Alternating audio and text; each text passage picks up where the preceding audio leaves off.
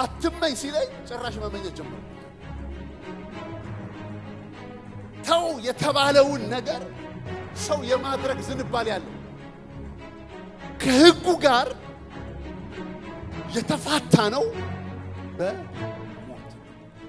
ሕጉ አይፋታችሁ። እናንተ ካልሞታችሁ በቀር ሕጉ ሊሞት አይችልም። ሕጉ ዘላለማዊ ነው። ሕጉ ከእግዚአብሔር አፍ የወጣ ነው። ሕጉ የማይሻር ነው። በክርስቶስ ሥጋ ለሕግ ተገደለ።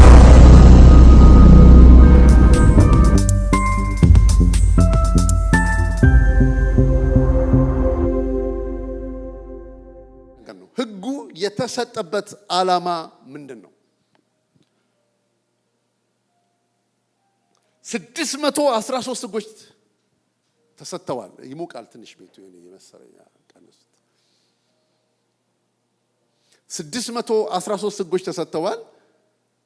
እንግዲህ ሕጉ የተሰጠበትን ዓላማ ዛሬ እናያለን በደንብ።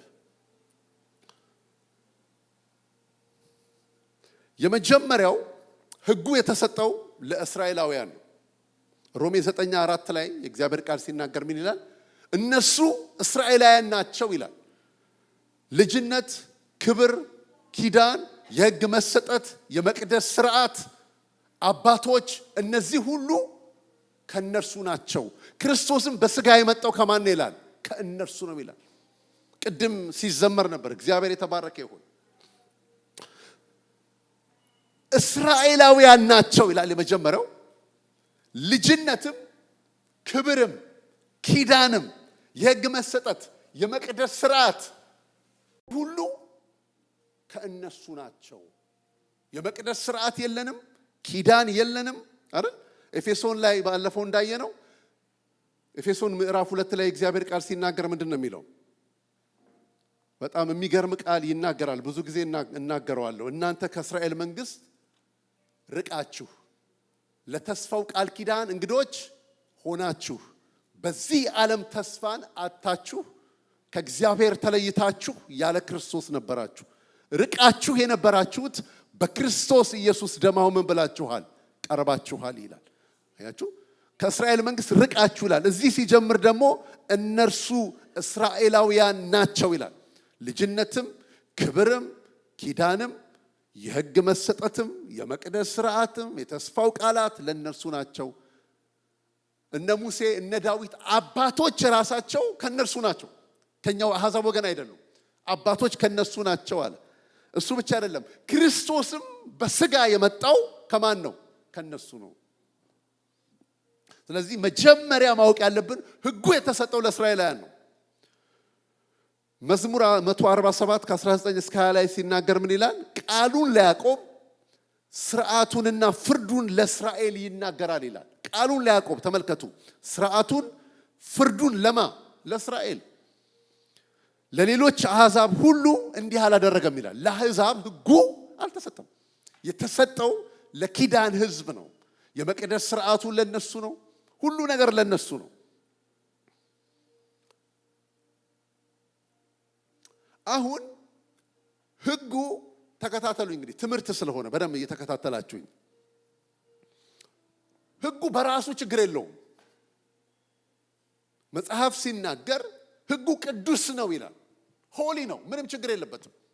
ከእግዚአብሔር አፍ የወጣ ስለሆነ ሕጉ በራሱ ምንም ችግር የለውም። ቅዱስ ነው። ትእዛዚቱም ጻድቅ በጎም ናት ይላል ሮሜ 7:12 ላይ። ሕጉ በራሱ ምንም ችግር የለውም። አሁን ወደ መልእክቴ እምብርት እየገባው ነው። ተከታተሉ። ቅዱስ ነው ሕጉ፣ ግን ቅዱስ አያደርግም። እሱ ነው ችግሩ።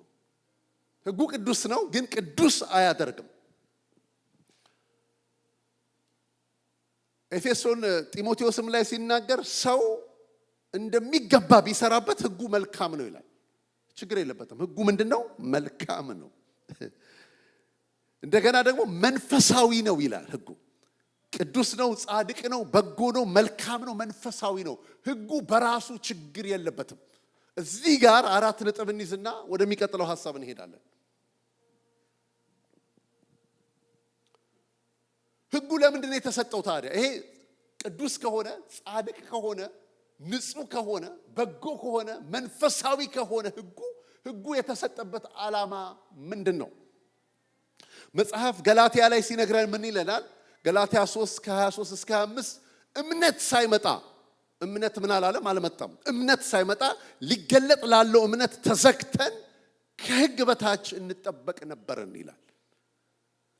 እንደዚሁም በእምነት እንጸድቅ ዘንድ ህግ ወደ ክርስቶስ የሚያመጣ ሞግዚታችን ሆኗል። እምነት ግን አሁን ምን ብሏል? መጥቷል ይላል። ክብር ለእግዚአብሔር ይሁን። ከእንግዲህ ወዲህ ከሞግዚት በታች አይደለንም። ተመልከቱ እንግዲህ ህጉ ጳውሎስ የሚነግረን ምንድነው? ሮሜ 7 መቼስ በጣም የሚገርም ነገር ያለበት መጽሐፍ ነው። ጳውሎስ ምንድነው የሚናገረው እዚህ ላይ? ህጉ ሞግዚት ነው ይላል። ገላትያም ላይ ይናገራል፣ ሮሜም ላይ ይናገረዋል። ህጉ ሞግዚት ነው እንጂ ባለቤት አይደለም። ምን እያለ ነው? ጠባቂ ነው፣ ጋርዲያን ነው። ክርስቶስ እስኪመጣ ድረስ እምነት እስኪመጣ ድረስ እንጂ የባለቤትነት መብት በእኛ ላይ የለውም ብሎ ነው የሚናገረው። ህጉ ሞግዚት ነው። የመጀመሪያው ይሄ ነው። ሞግዚት ይጠብቃል እንጂ አብሯችሁ አይኖርም።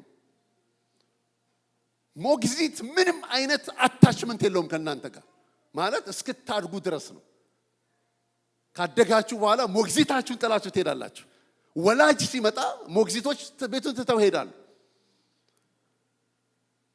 በዛ ልጅ ላይ የባለቤትነት መብት የላቸውም። ለምን? ስላልወለዱት። በጣም ይገርማል። ገላትያም ላይ አሁንም ሲናገር ታዲያ ህግ የተሰጠበት ምክንያት ምንድነው ብሎ ሲናገር ህግ የተጨመረው ከመተላለፍ የተነሳ ተስፋውን ያመለከተ ዘር እስኪመጣ ድረስ። እግዚአብሔር የተባረከ ይሁን። የተስፋው ዘር ቀጥቃጩ ዘር ባንተና በሴቲቱ በዘርህና በዘሯ መካከል ምንን አደርጋለሁ ይላል? ጠላትነትን አደርጋለሁ ይላል። የክርስቶስ ዘር እስኪመጣ ድረስ ህግ ጠባቂ ነበረ። እግዚአብሔር ይመስገን። ሌላው ሮሜ 7 ላይ እንግዲህ ምን እላለሁ? ህግ ኃጢአት ነውን? እስቲ አይደለም በሉ። አይደለም፣ ህግ ኃጢአት አይደለም። ነገር ግን በህግ ባይሆን ኃጢአትን ባላወቅኩም ነበረ። ህጉ አትመኝ ባላለ ምኞትንም ባላወቅኩ ነበር። ስለዚህ ምንድነው ያለው? ህጉ ኃጢአትን ገለጠው። አትመኝ ባይል ኖሮ መመኘትን ባላወቅኩኝ ነበረ። የሚገርም ነው አይደል? የሚገርመው ምንድነው? አሁን ለምሳሌ አትስረቅ የሚል ዕውቀት ከሌላችሁ መስረቃችሁ ኃጢአት አይደለም፣ ችግር የለውም። ባለፈው ሳምንት ነግራችኋለሁ። 55 የሚነዳ ሰው 55 የሚል ስፒድ ሊሚት ከተለጠፈላችሁ በ60 ስትሄዱ ፖሊስ መጥቶ የሚያስቆማችሁ ያኔ ነው። ለምንድን ነው? ህግ ምን ብላችኋል? ተላልፋችኋል። እናንተም ደግሞ 55 የሚል የተለጠፈ ነገር ስትመለከቱ ለካ የሚነዳው በ55 ነው ትላላችሁ። ህጉ ነው መጥቶ ኃጢአቱን ምን ያደረገው? የገለጠው። ህግ ባይኖር ኃጢአት የለም። ስለዚህ አንዱ ጳውሎስ ሊነግረን የፈለገው ነገር ምንድነው? አትመኝ ባይለኝ ኖሮ መመኘትን ባላወቅኩ ነበር ይላል። ኦኬ። ሌላው በጣም የሚገርመው የሚናገረው ቁጥር 5 ላይ ምን ይላል? በህግ የተቀሰቀሰው የሥጋ ምኞት በሥጋችን ላይ ይሰራ ነበር ይላል። በህግ የተቀሰቀሰው የሥጋ ምኞት። ህጉ አትመኝ ሲለኝ ጭራሽ መመኘት ጀመርኩኛል። ተው የተባለውን ነገር ሰው የማድረግ ዝንባሌ ያለው። አሁን ተመልከቱ፣ ኤደን ገነት ውስጥ ስንት ዛፍ አለ አይደል? አትንካ የተባለውን አንዱ ዛፍ ሄዶ ይበላል። ኤደን ገነት እኮ ማት ፍራፍሬ እኮ አለ። ኪዩሪዮሲቲ እዛ ውስጥ የሆነ የሚገኝ ነገር ይኖር ይሆን ወይ? ስለዚህ እንደውም አለ ተቀደስ ብለው በሰበኩኝ ቁጥር ቅድስናዬን የሚቃወም ነገር ህይወቴ ላይ መጣ ጀመራል። ይሄ ነው ጳውሎስ የሚናገረው። ስለዚህ አዳማዊ ባህሪዬን ቀሰቀሰዋል። ይህንን ሕግ ያደረገዋል። ኃጢአተኛ በሆነ ተፈጥሮ ቁጥጥር ስር ሳለን ይላል በአዲሱ ትርጉም ለሞት ፍሬ እንድናፈራ በሕግ የተቀሰቀሰው የኃጢአት መሻት በማን የተቀሰቀሰው? በሕግ የተቀሰቀሰው የኃጢአት መሳት በስጋችን ላይ ይሰራ ነበር ይላል። አሜዚንግ ዲፕ ነው ባይዘው ጥልቅ ነገር ነው ጳውሎስ የሚያወራው ሮሜ 7። ስለዚህ አትመኝ ባይሌ ኖሮ መመኘትን ባላወኩ ነበር ይላል። አሁን ችግሩ አለ የያዝኩት ኔቸር አለ የተሸከምኩት ማንነት አዳማዊ ባህሪ ይሄንን የተሰጠውን ቃል ወይንም አትንካ፣ አታድርግ፣ አትቅመስ የሚለውን ማረግ የሚችል ብቃት የለውም። ስለዚህ ቀሰቀሰብኝ ብሎ ይናገራል። ሮሜ 3:20 ላይ ሲናገር ይህም የሕግን ሥራ በመስራት ሥጋ የለበሰ ሁሉ በእርሱ ፊት ስለማይጸድቅ ነው ካለ በኋላ ኃጢአት ግን በሕግ ይታወቃል ይላል። ኃጢአት የታወቀው በምንድን ነው? በሕግ ነው። የሕግን ሥራ በመስራት ሥጋ የለበሰ በእርሱ ፊት አይጸድቅምና ኃጢአት በሕግ ይታወቃል። ስለዚህ ጳውሎስ የሚለን ምንድን ነው? እንግዲህ ገማልያ እግር ስር ቁጭ ብሎ የተማረ ነው። ሕግ በመጣ ጊዜ አለ አዳማዊ ባህሪን ቀሰቀሰብኛል። ጨዋ የነበርኩት ሰውዬ ቁጣኛ ሆንኩኛል። አትመኝ የተባልኩትን መመኘት ጀመርኩኛል። ሰላም የነበርኩት ሰውዬ ቀሰቀሰብኛል። ስለዚህ ይሄንን እንደሆነበት ይናገራል። ሮሜ 5:20 ላይ ደግሞ ሕጉ በደልን አበዛ ጨረሻል። በደል እንዲበዛ ሕግ ጭምር ገባ ይላል። እኔ ከራሴ አይደለም የማወራው፣ ተከታተሉ። ሕጉ በደልን አበዛ ጨራሽ። ሮሜ 5:20 ምን ይላል? በደል እንዲበዛ ጭምር ሕግ ገባ። ሕጉ በመምጣቱ መተላለፍ ሆነ ይላል አዲሱ ትርጉም ደግሞ። አሁን ሕጉ እያደረገው ያለውን ነገር ነው ጳውሎስ እየነገረን ያለው። ሌላው ሕጉ ይሄንን ሁሉ ካደረገ በኋላ ኃጢአት ካሰራኝ በኋላ አዳማዊ ባህሪን ከቀሰቀሰ በኋላ መጨረሻ ላይ ደግሞ ኮነነኛል። እንግዲህ የእግዚአብሔር የተስፋ ቃል ይላል ገላትያ 3:21 ላይ እንግዲህ የእግዚአብሔር የተስፋ ቃል የሚቃወም ማን ነው? አይደለም። ሕያው ሊያደርግ የሚቻለው ሕግ ተሰጥቶ ቢሆን በእውነት ጽድቅ ከሕግ በሆነ ነበር አለ። ተመልከቱ፣ ሕያው ሊያደርግ የሚቻል ቢሆን ኖሮ ሕግ ተሰጥቶ ቢሆን በእውነት ጽድቅ በሕግ በሆነ ነበር አለ።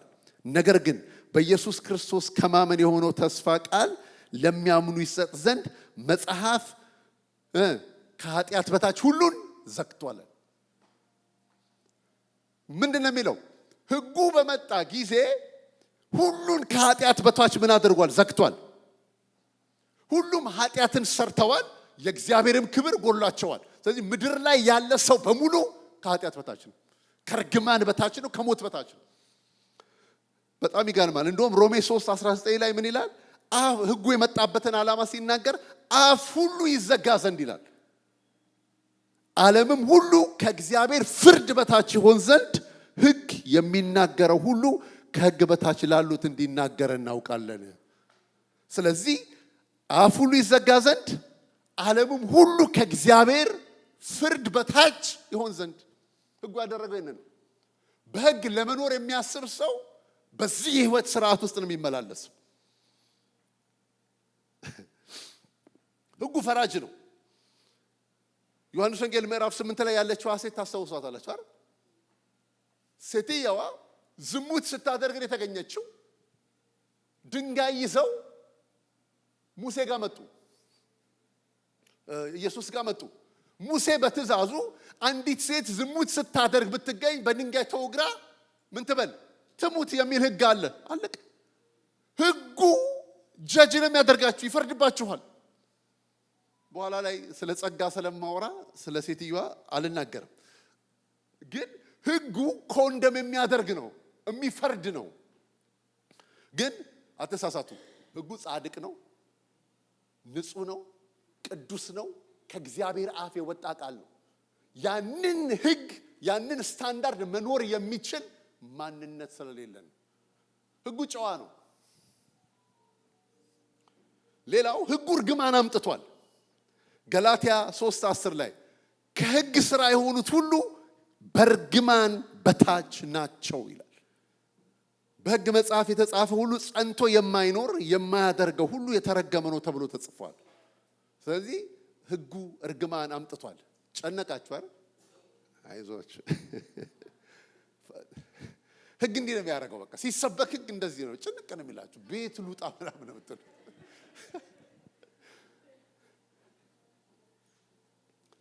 እሱ ብቻ አይደለም፣ መኮነን ብቻ ሳይሆን ሕጉ ደግሞ ገሏል። ሮሜ 7:9 ላይ ጳውሎስ ምን ይላል? እኔ ድሮ ያለ ሕግ ነበርኩ ይላል። ትእዛዝ በመጣሽ ጊዜ ግን ኃጢአት ሆነ፣ እኔም ሞትኩኛል።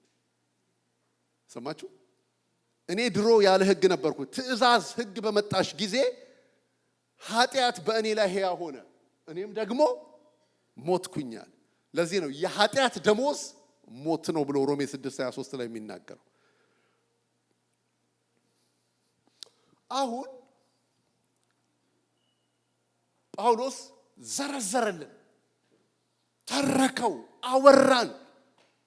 ስለ ሕግ በገማልያል እግር ስር ቁጭ ብሎ የተማረ ነው። ሕግ አዋቂ ነው። ብዙ ነገር የሚያውቅ ነው ጳውሎስ።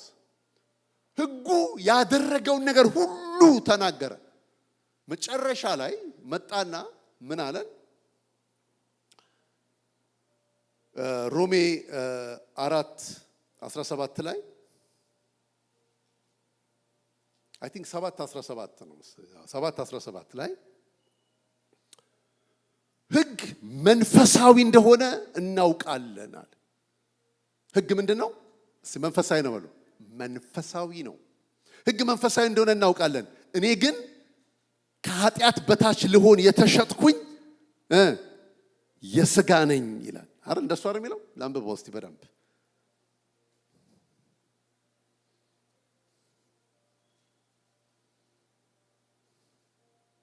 ሕግ መንፈሳዊ ነው እንደሆነ እናውቃለን።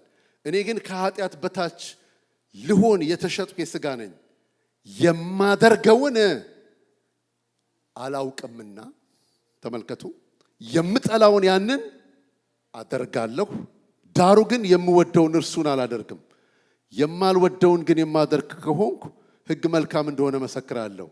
እንደዚህ ከሆነ ያን የማደርገው አሁን እኔ አይደለሁም፣ በእኔ የሚያደርግ ኃጢአት ነው ይላል።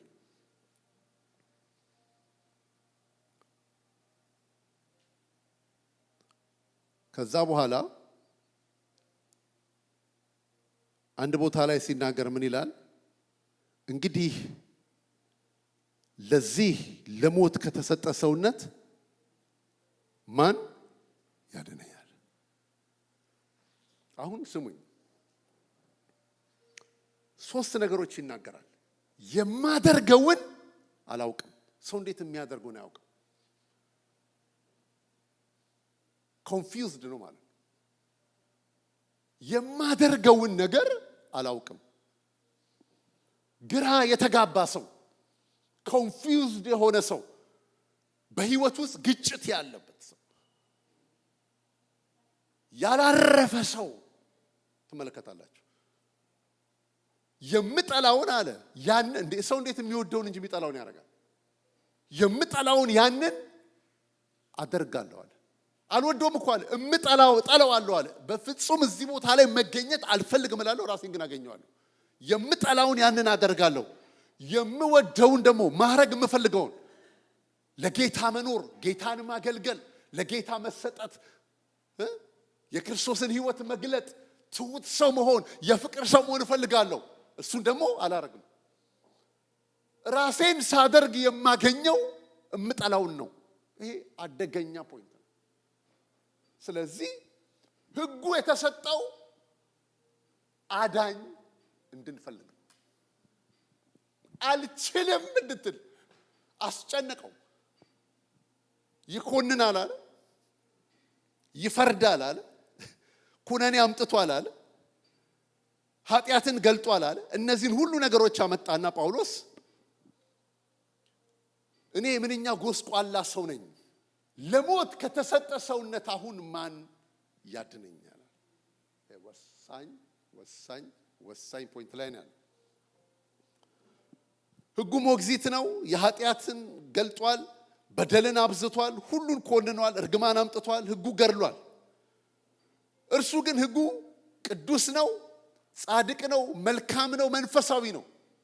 ታዲያ ምን ላድርግ ብሎ ጳውሎስ ጥያቄ ያቀርባል። አሁን ተመልከቱ እንግዲህ ሕጉ ችግር የለበትም። ሕጉ ንጹህ ነው።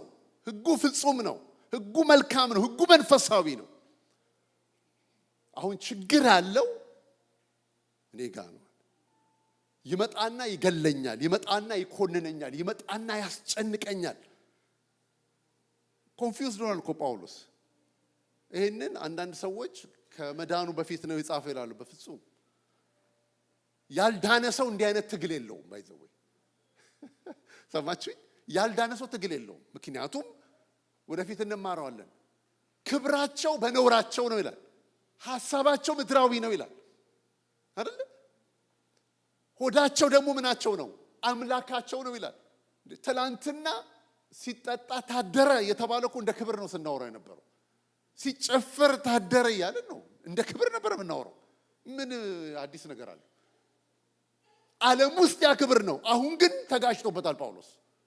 ይሄ የለውም። አሁን እኔ ልሆን የምፈልገውና እኔ አልተገናኘንም፣ መሻቴና እኔ አልተገናኘንም። ስለዚህ ለዚህ ለሞት ከተሰጠ ሰውነት አለ ማን ያድነኛል ብሎ አዳኝ መፈለግ ጀመረ። ሮሜ 7 ምዕራፍ 1 ላይ እንሂድ ሁላችን።